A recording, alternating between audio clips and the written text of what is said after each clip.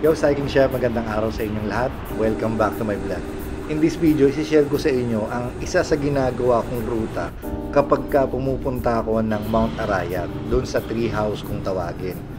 This route is about 60 plus kilometers from Apalit to Arayat and back to Apalit. Pero kung dadaan ka sa mga main roads or main highway, nasa 50 plus lang ito. Pero kung gusto nyo mas madalang na sasakyan, dito kayo dumaan. At ito ang isi-share ko sa inyo.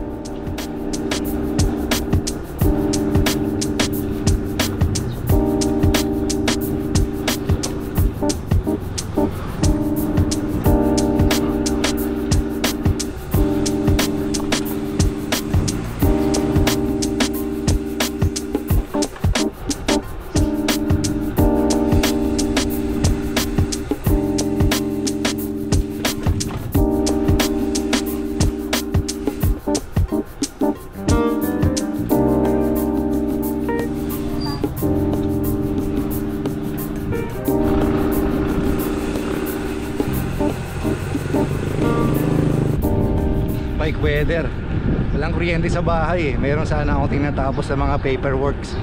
Since hindi ko magagawa, lumabas na lang ako. Lumabas ako around past 12 ng tanghali.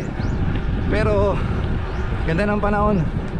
Kaya tara, quick ride muna tayo.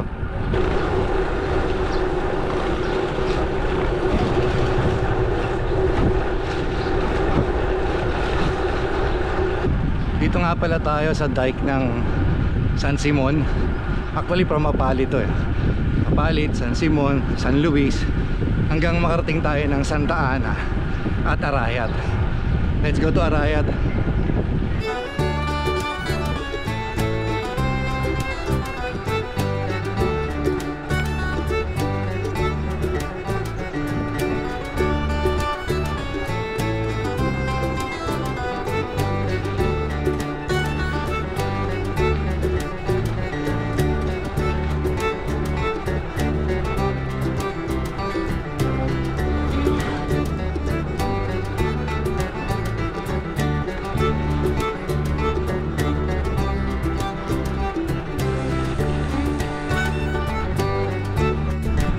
Ganito na yung daan dito.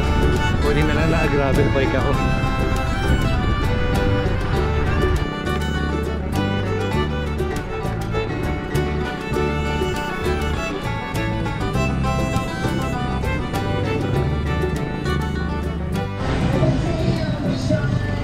Di ba pala ako nagla-lunch? Bigla ako nagutom dun.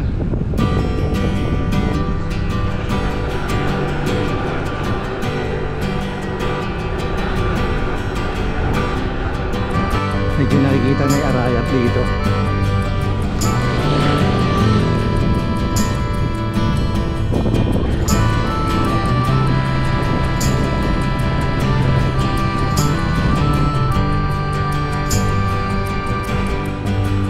Siguro uling dumaan ako dito, pandemic pa.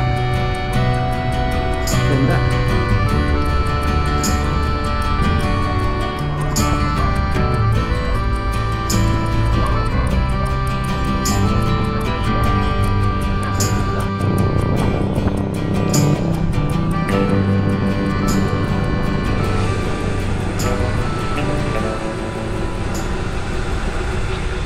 Pwede pa sanang dumiretso dun sa dike, kaya lang may ginagawa eh.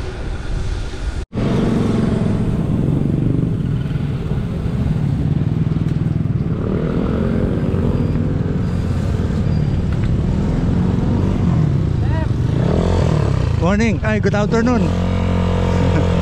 Ingat, ingat.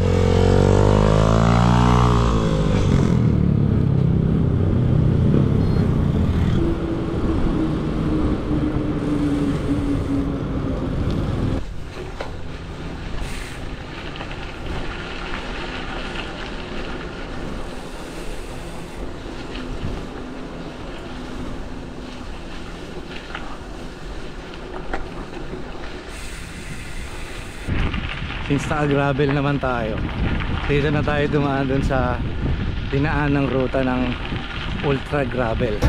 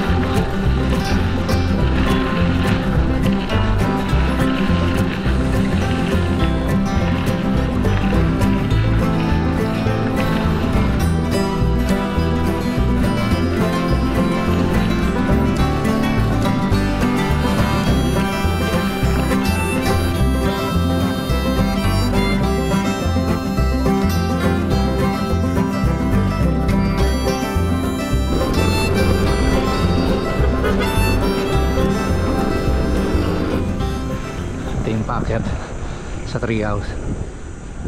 Nasa 1.2 kilometers lang ito mula dun sa baba hanggang makarating ka dun sa treehouse o kung saan yung tinatambayan ng mga siklista. At nag-average lang siya ng mahigit 5%. Pero kung aahunin mo siya ng pabalik-balik, magandang ensayo na rin siya. Naalala kong ginagawa ko dati dito 5 ahon tsaka 5 lusong.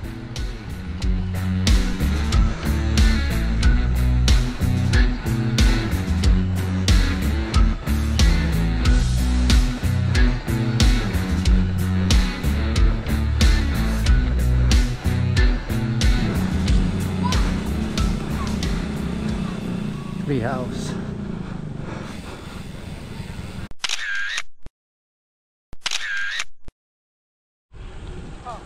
Uwi na ako. Ayos.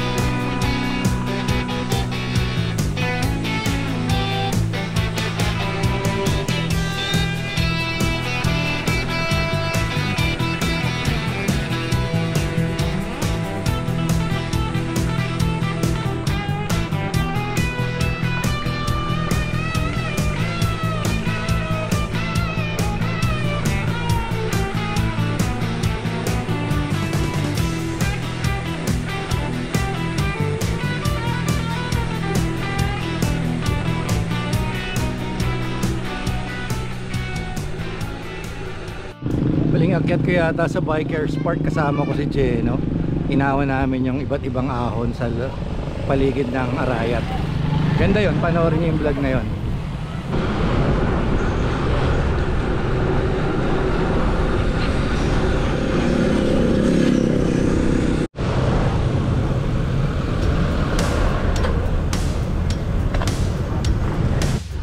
Main road na sana ako dadaan Kaya lang sobrang traffic papuntang Santa Ana. Balik na lang ako dito sa control sa dike uli.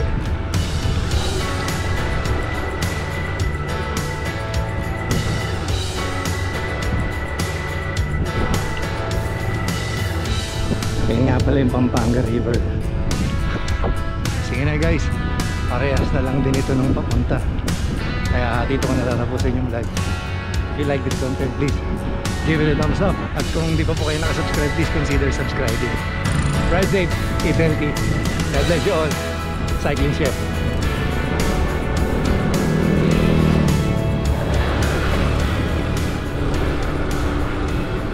Tapos na sana yung vlog na to, kaya lang some safety reminders. Pag dumaan kayo rito sa control, ang daming mga maliliit na intersection. Doon sa maliliit na intersection na yon, biglang may mga lumalabas na mga tricycle o motor, tapos bigla nila binibiluhan. Kaya be aware, ingat kayo kasi binibilisan nila, paahon kasi yung mga maliliit na intersection na yon. Kanina 2 beses ako muntik ng mabulaga. Kaya pag dadaan kayo rito, ingat lang.